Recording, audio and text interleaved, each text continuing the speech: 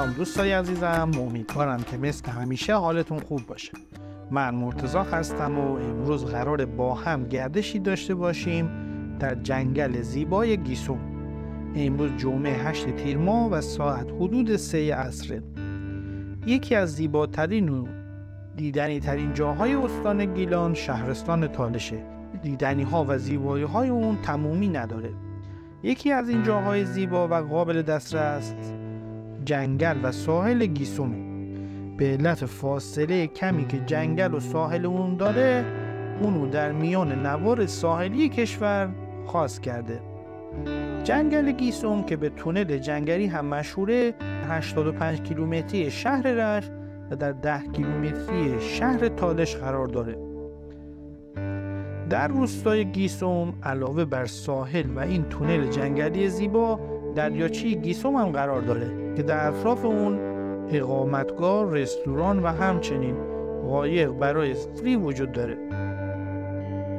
مکان دقیق این مجموعه در بخش پرسر شهرستان تالشه که قبلا ولاگ آبشار ویسادار رو از این شهر در کانال قرار دادیم که لینکش رو براتون در قسمت توضیحات ویدیو قرار میدم. جنگل کاج، ساحل شنی زیبا به همراه امکانات و وسایل تفریحات آبی از جمله جاذبه‌های این روستا بود که پیشنهاد میکنم در سفر به استان گیلان و غرب اون حتما این منطقه رو در برنامه‌های خودتون داشته باشید. به زودی ولاگ‌های زیبایی از غرب گیلان، شهرستان تالش و آستارا رو در کانال قرار میدیم و پیشنهاد میکنم حتما پلیلیست این دو شهر زیبا رو که لینکشون رو در قسمت توضیحات میذاریم ببینید. خواهشاً با لایک‌ها و کامنتاتون ما رو در مسیر بهتر شدن حمایت کنید و برامون بنویسید که دوست دارید از کجای گیلان زیبا براتون ولاگ تهیه کنیم. در ضمن در روزهای یکشنبه و پنجشنبه هر هفته در این کانال ولاگ جدید قرار داده میشه. امیدوارم که از این جنگل زیبا لذت